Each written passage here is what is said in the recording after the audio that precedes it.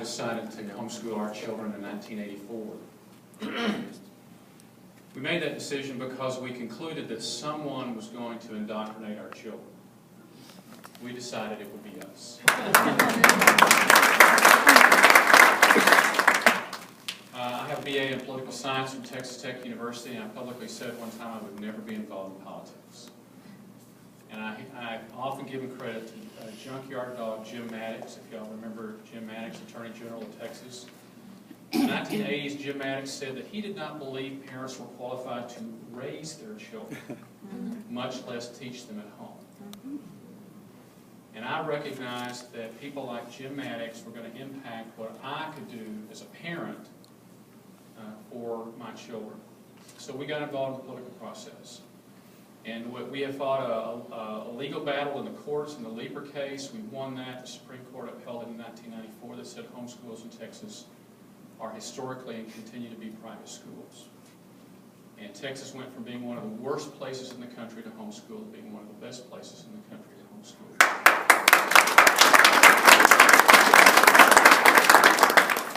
The issue today has changed.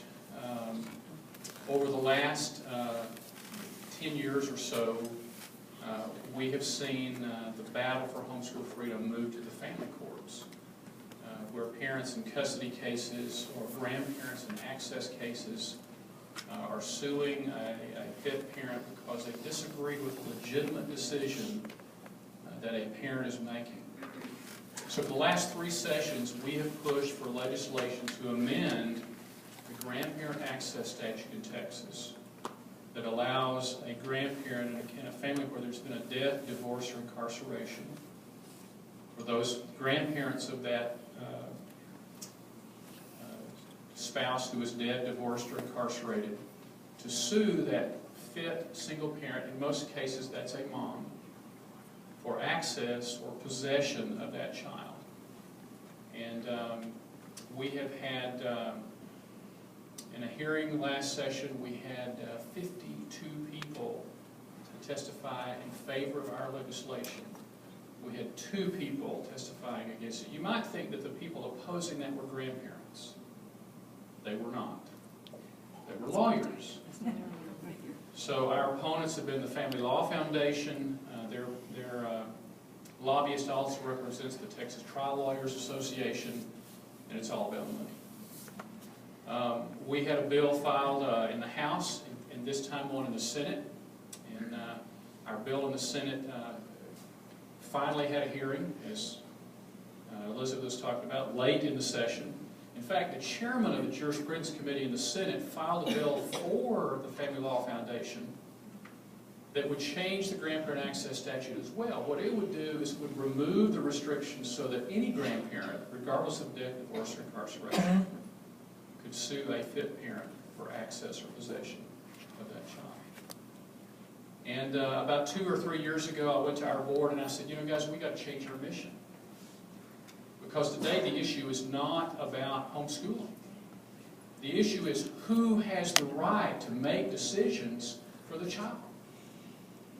And we believe the parent has that right. And in fact, our argument is your right to make decisions for your child should not depend on whether or not you have enough money to defend yourself in a court.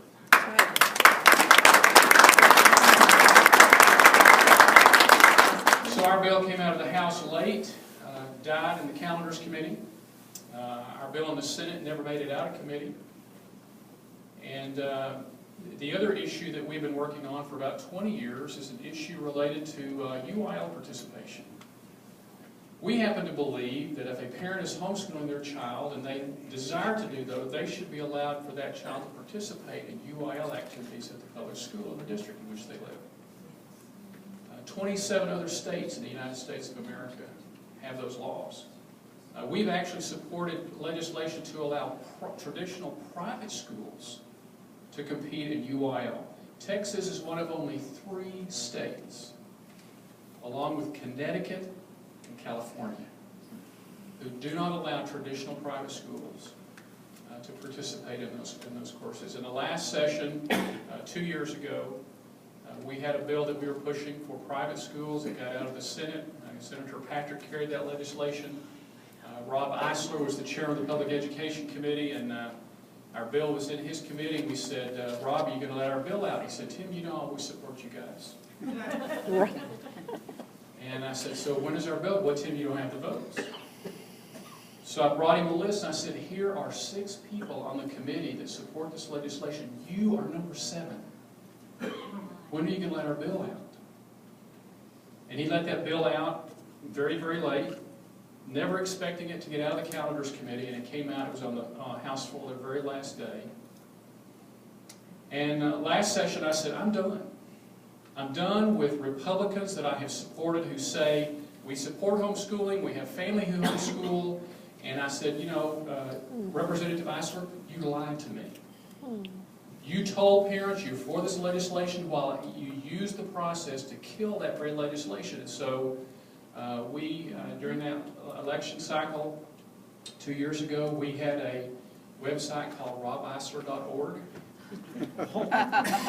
And we spent $2,000 with Facebook ads targeting people who lived in the Woodlands in his district. And people told me that Rob Eisler was not vulnerable. He had $600,000 in his campaign account. Tim, you're tilting at windmills. And I'm glad to point out tonight that Representative Steve Told was the one who defeated Rob Eisler.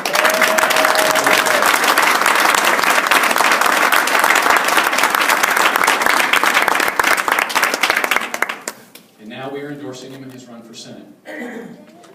So this session, Jimmy Don Aycock was the chairman of the Public Education Committee. He told us that he supported our legislation.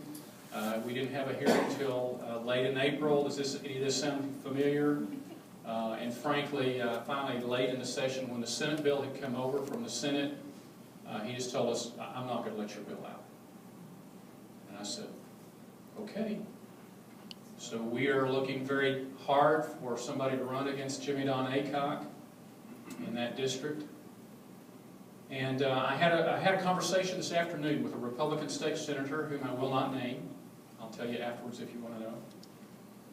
But I told him I wanted to give him the courtesy of telling him that I was going to endorse his opponent in the primary. And he said, Tim, I don't understand. What have I done? I said, Senator, it's not what you've done, it's what you haven't done. Amen. That's the truth. And he said, well, I don't understand. I said, well, Senator, the most important issue to homeschoolers and parents in Texas State is parental rights. It's under assault, and we came to you because you're on the Jurisprudence Committee and asked you to carry our bill in the last session, and you declined. He said, did I? I said, yes, you did. I said, in fact, Senator, you declined in the last session. And he said, well, Tim, I'm sorry, I'm your enemy. I said, you're not my enemy. He told me he supported homeschooling, told me he has family who homeschools. And I said, you know what, that is not enough. There you go. Talk is cheap. And so I am happy, Jared, no offense, but I'm happy I'm not a Republican office holder or party officer anymore. So our deal is we support parental rights, and you're either with us or you're not with us. It is not enough to say you're for.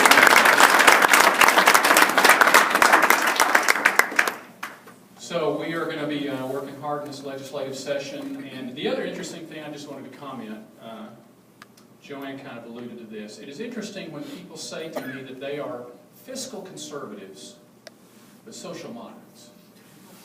I have found that to be an absolute untruth. Yes. Yeah. Because generally they are neither. Yes.